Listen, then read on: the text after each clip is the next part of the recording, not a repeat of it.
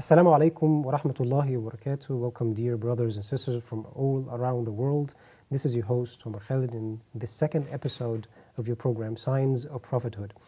In the last and previous episode, we talked about one of the signs of prophethood, which is that Islam is not a new message. It is the completion of other messages, and also it's a correction of other messages. And we're going to cover now in this episode the glad tidings of the coming of the Prophet Muhammad, may peace and blessings to him by Allah. And we would like to welcome to this second episode Sheikh Ibrahim Zidane. Assalamu alaikum, Sheikh Ibrahim. Wa alaikum assalam. I'm very happy to have you, Sheikh Ibrahim. It was a pleasure. In this episode, we would like to cover the point of that other books and revelations from before the Prophet, Allah told these nations or told the prophets that there is a coming of the Prophet Muhammad. And by this definition, that some of the people at the time, even of the Prophet, we mentioned this in the last episode, Sheikh Ibrahim, that some people, they were on the truth. Some people, even they are a small minority among the Christians and Jews, they knew the truth and they believed in Allah and they knew the message. And after knowing that the Prophet came with the message from Allah, they had a reaction. So we would like to know this reaction. No. Alhamdulillah, wassalatu wassalamu ala rasulillah. One of the clear signs of prophethood is that previous prophets will have revelations about the coming prophets. And the prophets before the Prophet ﷺ, there was so much in the revelation about the coming of the final messenger Muhammad ﷺ, that went beyond doubt that the people of knowledge among them and also among the masses, they were waiting for the coming of the messenger ﷺ. Very specific details of the Prophet ﷺ was mentioned in the books, and to the extent of which, as we know of many of the evidences, like the story of Herakl, the king of the Romans, when he questioned Abu Sufyan when he saw him. The Waraq ibn Nawfal, the cousin of Khadija radiallahu anha, when she told him about what happened to the Prophet ﷺ, and he said, this is a namus that was revealed to Musa alayhi salam. Immediately, nations were waiting for this because it was mentioned in so much details about the Prophet ﷺ. And one of the interesting things that happened is Safiya, that is the wife of the Prophet ﷺ, and before she was the wife of the Prophet ﷺ, she was the daughter of the chief of the Jews in Medina, and Hayy ibn Akhtab. And when the Prophet ﷺ migrated to Al-Medina, and that's why the Jews were in Medina waiting for the Prophet ﷺ to come.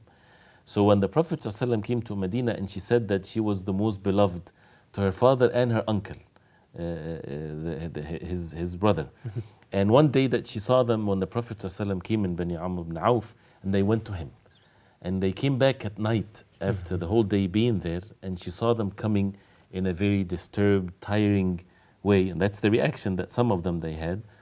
And she heard them, and she started being like a little girl playing with them, and she didn't find any reaction from them. They were so much concerned, they did not give her the attention that she was seeking. She heard them saying, the uncle was saying to her father, Ahuwa huwa? Is it him? Is it him? He said, yes. He said, Atuthbitu wa ta'rifu?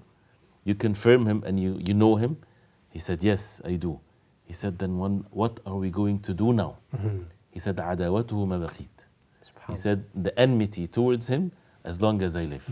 The opposite of what is expected. Right. They know that he's the Prophet of Allah. Very clear. No doubt. Even physical signs, like the sign of prophethood in the back of the Prophet ﷺ. Actions, looks, description, everything. But then the reaction is an amazing one. How can a human being, knowing that this is the truth, and if he doesn't believe in it, he will be in hellfire forever, but still would say that I will be his enemy till I die. And this is how arrogance can take over the person. So they were expecting, maybe that it's going to be one of them. They didn't want that authority and leadership in matters of religion. Even among the people of Quraysh, they used to go to ask them, the rabbis and the scholars of the Jews in Medina and so on, ask them about things because they had the leadership religious-wise. So this will be taken away from them. And this is what brings all of this hatred and all of the arrogance and so on. And on the other hand, many of them had embraced the truth, those who have goodness inside of them. And that's why we always, in matters of da'wah, we need to make sure that our hearts are pure and sincere. And if all human beings, I should agree to this, we all need to be sincere. We only need to be truthful, and we all want to be upon the truth. If that sincerity is there, Allah subhanahu wa ta'ala is the most merciful. But Allah knows best what's in the hearts of the people. Abdullah ibn Salam, for example, one of the chiefs of the Jews in Medina, once the message was presented to him, and he knew from the signs that he had from the books, previous books, because he's one of the scholars among them, and he went and he asked the Prophet ﷺ, and he embraced Islam, and he became one of the companions of the Prophet ﷺ. So there was basically both, and the reaction, it shows how the human beings, they do things, and that's why a person should not be confused. The truth is one thing, people adopting it or not, even though it seems like, why would someone, not after knowing the truth, doesn't follow it? You know, there are many things, even we can say that in our own life. Person sometimes is in a dispute with someone. At a certain point of the argument, he realized that he was wrong. Some people, he gets angry even more. Right, and he gets angry even more, and he doesn't want to express it. It's the arrogance that is present that a person has to push that away. SubhanAllah. And about the companion that you mentioned, Sheikh Ibrahim, also there's a story after he embraced Islam, Right. what the followers, who used to be followers of him, what did they do? What's the story? He is their chief, Abdullah ibn Salam. He was the chief, one of the chiefs of the Jews in Medina, one of their scholars. And when he embraced Islam, and a delegation or group of the Jews, they came to the Prophet ﷺ, and he was with the Prophet ﷺ, and the Prophet ﷺ told him to hide. They didn't know that about his Islam. So when they sat with the Prophet ﷺ, and he asked them, and that's such an amazing thing, and it also shows the concern of the Prophet ﷺ to extract that arrogance from them, to make the matter very clear to them. He asked them, what do you think about Abdullah ibn Salam? Who is he among you? They said, he's our chief, the son of our chief, the best among us, and they praised him so much. And then when he asked him to come out, and he said, Ashhadu an la ilaha illallah, Ashhadu anna Muhammadan Rasulullah, embracing Islam, immediately after he said this, they said, he is the worst of us, the son of the worst of us. Immediately changed. What happened to him? You know, this is fair and just for people to do so. And that's what happens to many people, again, when it comes to, they don't want to accept the truth because it comes from those who are inferior to them. We're living at a time when people think that they are very sophisticated with technology and so on, but when it comes to the real humanity, human beings have degraded themselves so much into evil things, one of which is very simple, racism. Or silly things like this that people are busy with. You know, what is color has to do with the truth and so on. And when people would not accept the truth, if it comes from someone that is not from their country or having the same color of the skin, this is such an amazing thing that shows how human being can be really away from their minds. They're not intellect whatsoever, even though being intellect is the essence of being human beings. But they forget about intellect, and they act basically like, more or less like animals when they're fighting with each other, based on things that has no relevance to it whatsoever. And I think also the disbelievers did the same thing, Sheikh Ibrahim, when they used to go secretly, the chieftains in Quraysh and so on, and they used to listen to the recitation of the Prophet, and then they bump into each other, and they tell, well, don't come again. And in the end, they take him as an enemy, take the Prophet, may peace and blessings be upon him, as an enemy. So, as an explanation of this, you said, Sheikh Ibrahim, this is like racism. Just because he's not even among, he's an Arab like them. So the Jews, yes, they are not Arabs, maybe, or not from the sons of Ismail. He's the son of Ismail. So they say no. But even the Arabs, they are all Arabs, but just because the grandfather is not one, so they say no to the message. And this reminds me of what the devil did. Just because, well, I'm made up of fire, well, he's made up of mud. Well, that proves my point. Well, that proves that I'm better. Well, it has nothing to do. Well, what has to do with this is, are you going through the straight path or not? Right, and that's what this issue of arrogance is. That's why the Prophet ﷺ, he said, "Man kana fi qalbi mithqalu dharratin min kibr, kabbahu Allah ala wajhihi fi nari jahannam." That whoever has the weight of a mustard seed of arrogance in his heart, he will be thrown into the hellfire. There is no excuse for arrogance whatsoever. And arrogance is not this image of someone that looks ugly and looks like he's looking at people down and ridiculing people. This is one of the forms of arrogance. But a person can look very humble, very nice and smiling and so on, but the arrogance, his heart is full of arrogance. When he would refuse to change, to be upon the truth when it's made clear to him. And this is something, for us as Muslims, we don't say blind follow. We say be upon the truth with clear evidences that this is the truth. And it's not something for a person to keep on challenging things, but it's something that is, the truth is very clear versus falsehood. And the more the person learns the truth becomes even clearer. But the seed of arrogance has to be removed completely from the hearts. Once the truth becomes clear, a person should adopt the truth. And it's something that Allah subhanahu wa ta'ala knows best what's in the hearts of the people. I have a question concerning this, Sheikh Ibrahim. We're going to talk about this inshallah after the break. The point of, what if I have a feeling inside my heart, one of the types of arrogance, that I feel I'm better than other people, I know more, I'm smart, and I have these feelings. I don't act upon them, but I just have them inside my heart. We're going to inshallah talk about this, but after inshallah a short break, stay tuned. Assalamu alaikum. Welcome back, dear brothers and sisters. In the second episode, we are talking about the glad tidings of the coming of the Prophet, and we were talking with you, Sheikh Ibrahim, about one type of arrogance that sometimes inside my heart, maybe I'm in a discussion and with other people, I feel like inside my heart I'm smarter and better looking, but I don't act upon it. I don't like condescend to others around me. Is this also like the mustard weight of seed, like I have to remove from my heart or else I'm going to burn into fire, or this is something that I'm not held accountable for? This is a very important question, because many people, they think as long as I don't act upon my arrogance inside, I'm okay. No, arrogance, if it stays in the heart only, it's still an evil thing, and a person will be responsible for it. Meaning that we have to push away the feel of arrogance or the seed of arrogance, even if we don't say or act according to it. It's normal to find something like this in our hearts. Something is thrown into our hearts. A person, for example, look down at someone from the first instant. It's normal to happen. It's normal to happen. But a person has to push that away immediately and not to allow it whatsoever to stay. So therefore, he would change this immediately because we do not know this other person, whether Allah subhanahu wa ta'ala is pleased with him or not. Because who said that I'm better than him? Even if a person looks at someone that is a sinner or a disbeliever, Allah knows best what the end of life of each person would be. It's not to praise sin or disbelief, but you never know. Maybe he would repent to Allah subhanahu wa ta'ala, and the person himself, nobody can guarantee for oneself to be steadfast upon the truth. We all need the help from Allah subhanahu wa ta'ala. So immediately this has to be washed away. And we do that by making a decision. Sometimes even if a Muslim standing in the salah and he sees the imam or sees someone next to him, a poor person, not wearing decent clothes or whatever there is, a person might look down at him, that he's not as like clean me. like me, or right. If that happens as a whisper, and this is a normal thing to happen to a human being, immediately it's a must, it's a mandatory thing for that Muslim to push that away from him. So we can say that definitely I am not my first thought, but I'm my second thought. If I fight it back, then there's nothing wrong, because maybe the devil is playing with me. He just puts this inside my ears and wants me to follow it. But if I don't act upon it, that doesn't mean that I'm a bad person or I have the seed of it inside my heart. Right. And that's where the whispers and the whims, the same thing with even looks, as the Prophet ﷺ said, that the first look is for you, the second one is against you. And the first one is the instant one, is the one that is by surprise. And the same thing, if a thought that like that comes into one's heart, a person has to push that away.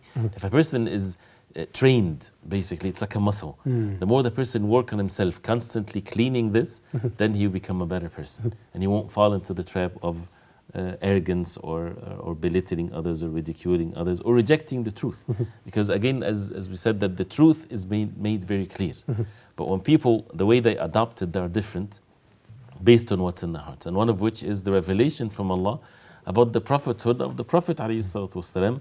But people denied it because of some of them, those who denied it, by whether the reason of arrogance or others. So basically you're saying, Sheikh Ibrahim, to stop it from like inside my heart, because I don't want it to turn into action.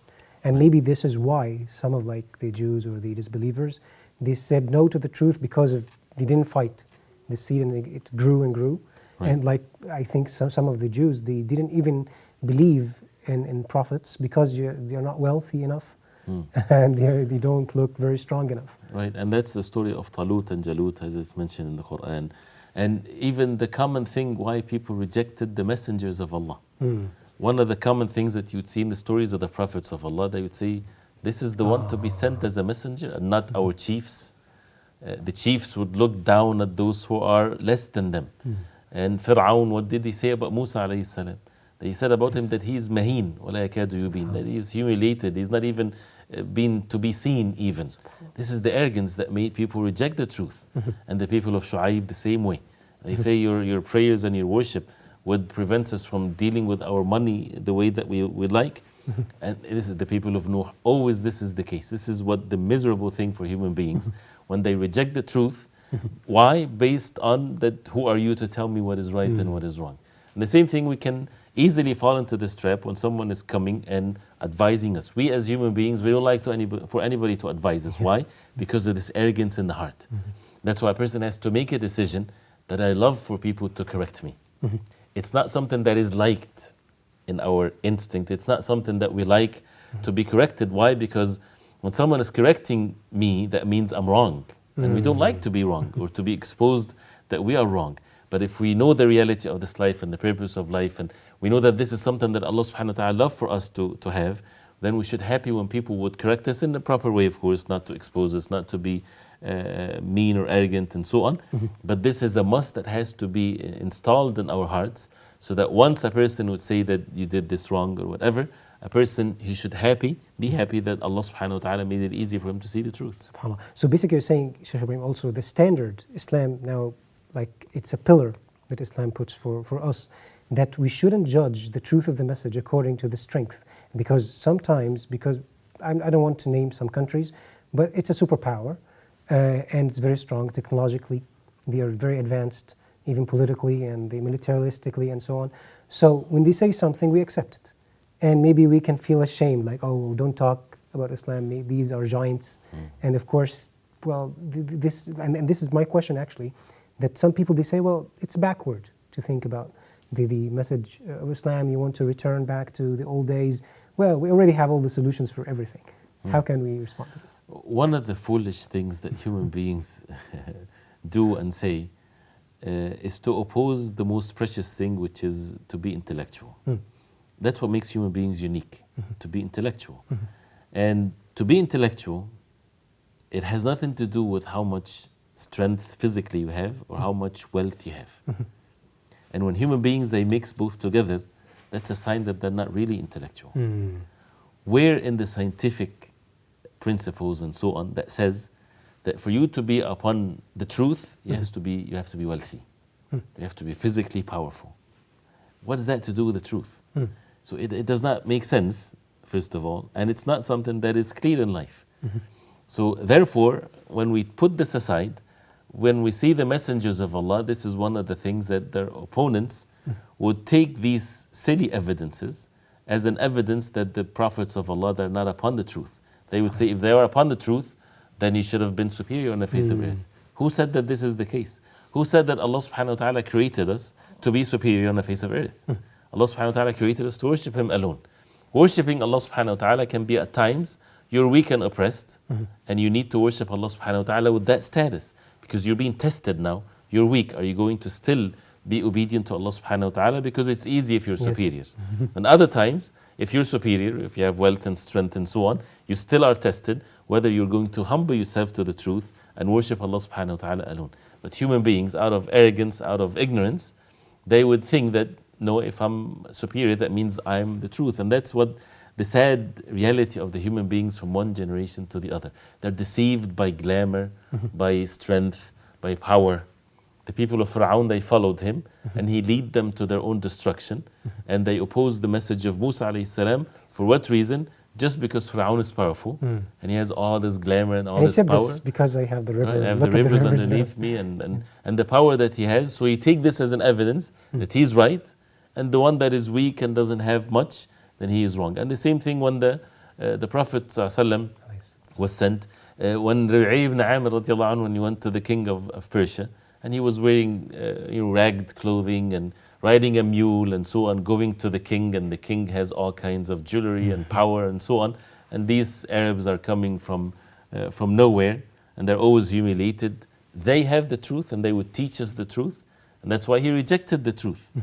But again, human beings, and this is one of the advices that should be spread among humanity, the truth has nothing to do with how much money you have or how much powerful you are. It has to be something else. And that's why when people have this attitude in their hearts, then things can become easy for them. So one of the signs actually that shows that the Muslims are upon the truth is the reality that they have today. Yes, it's a fitna, it's a trial for others, because they would say arrogantly, why would these people be upon the truth when they're weak and oppressed and so on? No, it has nothing to do with this. And if a person is under all these types of pressures and he's steadfast on the deen of Allah, it's a good sign that that person is upon the truth.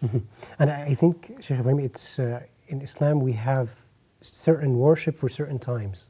And if this time I'm in hardship, the worship that I worship Allah with is within these conditions. I cannot say, well, when I become rich, I'm going to be a better person. Actually, it's the opposite. It's the opposite.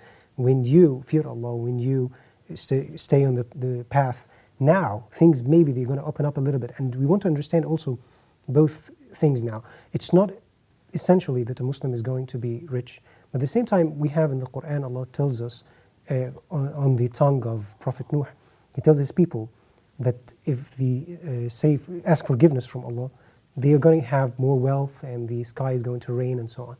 How can we understand both? Right. Being wealthy, being strong, this is something that all human beings would like to have. And it's not something that opposes the truth. Actually, it strengthens the truth. And that's what Allah subhanahu wa ta'ala mentioned in the Quran. But it's to be done in the lawful way, in the proper way. And one of the ways to have this also for the believers, if they are obedient to Allah subhanahu wa ta'ala. For the disbelievers or for those who are sinful and so on, if they are powerful and having wealth and so on, is not really the beauty of it. It even make them worse and worse, because they bring upon themselves more of the evil as a result of them dealing with it, with sins and so on, and spreading corruption on the face of earth. So they will be punished more severely with it in the Day of Judgment. And it's something temporary, and it's always temporary. Why? Because it depends on the situation of the believers. If the believers are weak and imitating the ways of the disbelievers become superior. So the superiority is not because of their necessarily actions, it's because of the status of the believers. But if the believers are strong upon the truth, then Allah subhanahu wa ta'ala will aid them and guide them, and the others will be humiliated and poor and so on. So they're not the ones, the controlling factor. No, the controlling factor is from Allah subhanahu wa ta'ala to the believers. So the believers becomes like the criteria or the thermometer or whatever meter of the earth of who's to be superior or not, is according to who, upon the people of the truth, are they really holding fast to it or they are not. SubhanAllah. We have like 1 minute, Shaykh Ibrahim, and I have a question regarding that. In the beginning we said that Allah told the messengers to believe in an upcoming messenger. So does that mean that each messenger in each time, if there is another messenger, they have to believe in him other than Prophet Muhammad at the time? Right. Allah subhanahu wa ta'ala took the covenant from the followers of the messengers that when the messenger Muhammad is to be sent, they have to follow him. And the same thing with all messengers of Allah. So this is something that, like when we say believing in the messengers of Allah, this is believing the messenger of Allah, that whatever the messenger is to be sent, they would follow him. So they believed in the future messengers to come. And this was in the previous nations. And that's why they have part of their belief to believe in Prophet Muhammad sallallahu alaihi wasallam. Thank you so much, Shaykh Ibrahim. Really enjoyed this episode too. And thank you, dear viewers. And we stay tuned for the next episode, inshallah. Assalamu alaikum wa rahmatullahi wa barakatuh.